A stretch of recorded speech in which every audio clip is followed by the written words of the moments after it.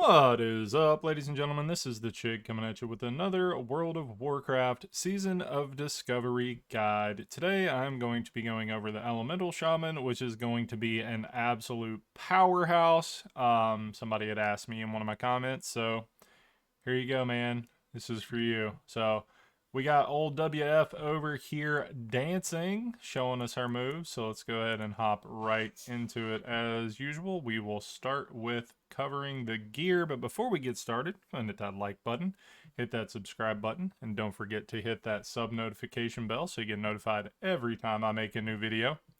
So if you are a caster, I will recommend that you go engineering and get spell power goggles extreme because 21 spell power is insane starting out the game.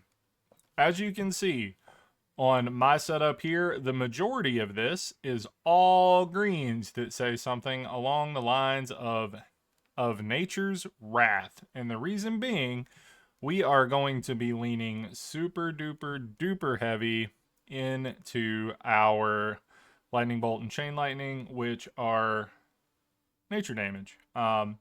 So got the spectral necklace here. You've got of intellect, and then of the eagle, of the falcon. You know, you just go down through there. Of intellect is going to be your best bet.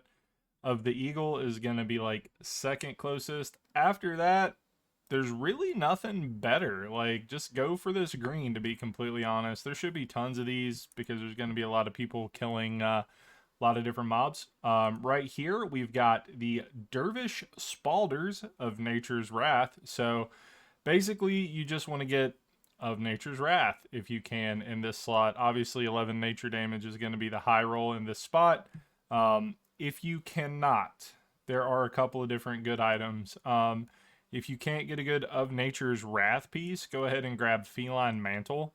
You do want some pieces of gear that have intellect on them and some pieces of gear that have nature damage on them. So kind of mix and match where you can, because you don't want to go super We have a little bit of mana regeneration we'll talk about in a little bit when we get over to the runes, but for the most part, that's kind of where you want to be living. If you get lucky enough to get a Magician's Mantle, I am going to be incredibly jealous. Feel free to leave me a comment if you do wind up getting one.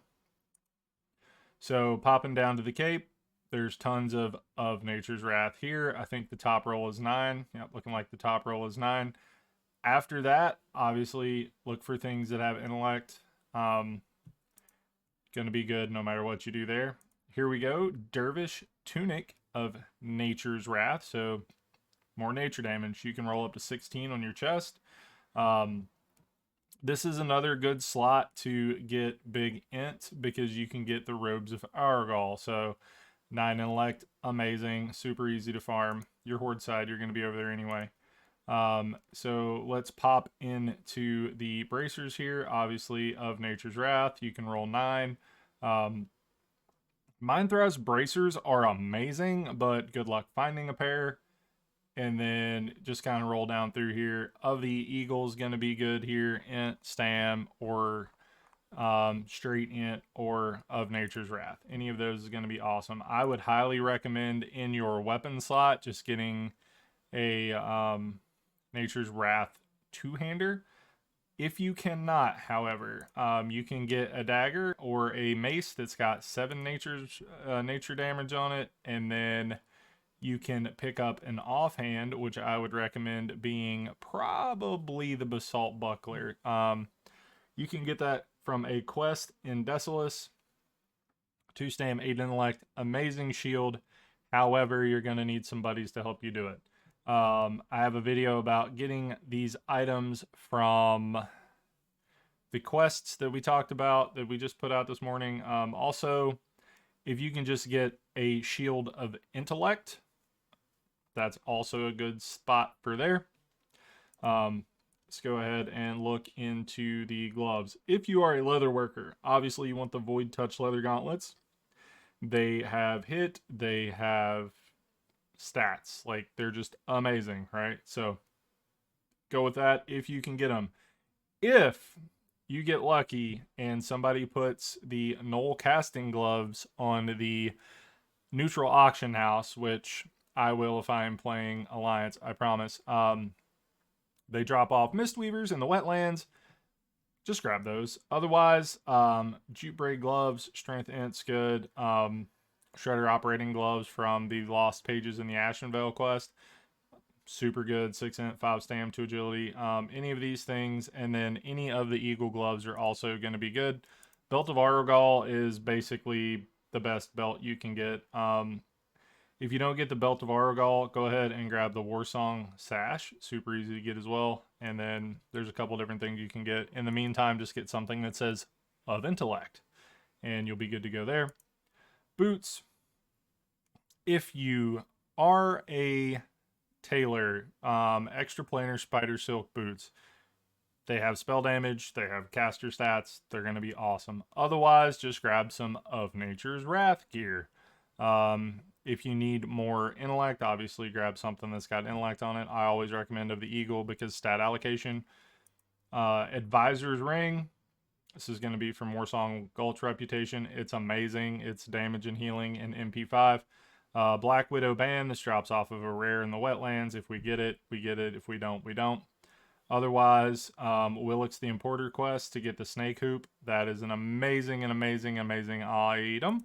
The problem with Willix the Importer, that is an RFK escort quest. You're going to have some buddies to roll in there and grab that. But it is worth it, and you can do it without doing the dungeon. I repeat, you can do it without doing the dungeon. I can put out a guide about that once me and my buddies get there. So the Snake Hoop is amazing. It's got 6 intellect on it. We are going to go ahead and look at this. What is this? I've not seen this before. Rune of Perfection. Where does this come from? Silverwing Sentinels? Oh, wait. We can't get that because we are not with the Silverwing. But yeah, we can, if that is gettable. Ha, gettable. Yeah. That is the Horde, or the Alliance reputation for Warsong Gulch. So, Invoker's Void Pearl, increased damage and healing done by magical spells and effects by up to 8. Just no-brainer, grab that. So that's the gear.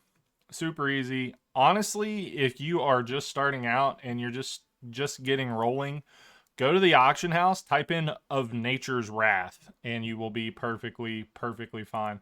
So let's pop over into the talents real quick and then cover the talents and the runes. So you can do two things. You can go down into the elemental tree, which is what I would recommend. Go ahead and grab 5 points in convection, reduce the mana cost of your shocks, lightning bolt, and chain lightning spells by 10%. Concussion, increase the damage done by all of those by 5%. Skip the next row because meh, they're kind of utility. Call of Flame's kind of good, increases the damage done by your fire totems, but that's not something we're going to actually quote unquote need this time around. Elemental Warning just reduces damage taken, and then Earth's Grasp increases the health of your Stoneclaw totem and the radius of your Earthbound totem. Don't really care. Going into the next row, Elemental Focus gives you a 10% chance to enter a clear casting state after casting a Fire, Frost, or Nature damage spell. Clear casting state reduces the mana cost of your next damaging spell by 100%. Who doesn't want clear casting? Free spells are great. Reverberation, you can pick this up instead of Call of Thunder if you want, but I would recommend Call of Thunder first. Reverberation, reduce the cooldown of your shock spells by up to 1 second total. Call of Thunder, increase the critical strike chance of your lightning bolt and chain lightning spells by an additional 6%, because it's just extra crit. And then once we get down here, we can start talking about that at a later date. What you can also do if you want is go over into Restoration. This way you can DPS and heal if you like. Either one here at the beginning is going to be amazing. You can reduce the mana cost of your spells by 5%, or you can reduce the casting time of your healing wave spell by half a second, which is amazing. Totemic Focus reduces mana cost of your totems by 5%, stacked up to 5 times. Ancestral Healing gives your target armor after getting a critical heal, which is amazing. Improved Reincarnation, utility is good though. And then the reason this is good to go down this side first is because you can just get a free 3% hit chance for your melee and spells over here. So you can go on down to Nature's Guidance, grab this 3% hit, and you're good to go. Healing Focus, if you're a PvP enjoyer, gives you a 70% chance at 5 stacks to avoid interruption while casting a healing spell. The radius of your totems that affect friendly targets is increased by 30 yards. That is a great utility. I would also put a couple of points into Healing Grace if you're going to be healing dungeons to get you down to restorative totems. Increases the effect of your Mana Spring and Healing Stream totems by 5%. Put you 1 point in there. You're good to go. This is the alternative. What I suggested at first would be what I would suggest you do. This is the I'm gonna Ellie when I'm not doing dungeons, and then I'm going to heal dungeons. This is the other side of that coin. So that is all I've got for this particular video. We'll talk more about it. Oh, no, it is not all I got. I almost forgot the runes. That's the most important part. How'd y'all going, huh? All right. So we've already went over the other runes in my other video, but we'll give you the quick rundown again. Dual wield specialization, increase your chance to hit with both spells and melee attacks by 5% while dual wielding, and your storm strike ability now hits with both weapons. There is, so, never mind, I'm not even going to say that because people will take it the wrong way. Healing Rain selects an area 15 yards around target player and heals all target players' party members within the area for 20 seconds. Amazing. Overload, this is where you're going to live as an elemental shaman. Gives your lightning bolt, chain lightning, chain heal, healing wave, and lava burst spells a 33% chance to cast a second similar spell on the same target. No additional cost, half the damage. No threat. Oh, boom. Ka-chow, right? All right. Shield Mastery, each time you block, generate mana equal to percent of your maximum mana, gain armor equal to 30% of your shield's armor value, stacking up to 5 times. You also have block and increased block value. So, Overload, easy money. Just 33% chance to double cast and get extra damages. Ancestral Guidance for the next 10 seconds. 25% of your damage converted to healing to 3 nearby party, and 100% of your healing is converted to damage to your most recent Flame Shock target utility spell. You can pick this if you want. I would not. Earth Shield. Shield the target with Earth. They get hit, they get healed. Easy money. Shaman is a grave. Just as where I would go. Reduces all damage you take by 20%. You generate mana every second for 15 seconds. Mana generated per second is equal to 15% of your attack power, 10% of your spell power, or 6% of your healing power, whichever value is greatest. How this is worded, I don't know if it's going to take into consideration your highest specific spell power or your highest general spell power. If it's highest specific, stack all of the nature damage, all of the of Nature's Wrath. Just do it. Then Way of the Earth, while Rockbiter weapon is active on your main hand weapon, you deal increased threat, have increased health, you become Tanky Boy. Alright. Last one, Hand Rune for now. Lava Burst, you hurl molten lava at the target, dealing big damage to your flame. If your Flame Shock is on the target, it will be a critical strike. Like, this is just, man, this is going to be so silly in PvP. I am so ready to watch this delete people. Even though my boy and I are planning on being Alliance, I will still giggle when I see Lava Burst delete an Alliance player. I am not even kidding. Alright, Lava Lash. You charge your offhand weapon with lava, instantly dealing 100% offhand weapon damage. Damage dealt is increased if you have Flame Tongue on that weapon. Molten Blast. AoE cone in front of you. This is the Tanky Boy one. And then Water Shield.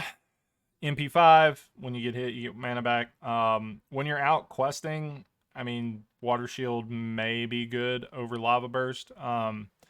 It just depends. You can switch back and forth, try out whichever one works. Now, we are done talking about the Elemental Shaman. Don't forget to like and subscribe. If you have any more requests, please drop them down in the comment section. I will consider them if there's something that I think is worth talking to people about. I got you. This one was by request. I'm actually going to link this video to that person specifically so they see that their opinion matters. Please feel free to add your 2 pennies. I will do what I can, and I will catch you guys in the next one. Looking forward to seeing you guys in Azeroth in just a week.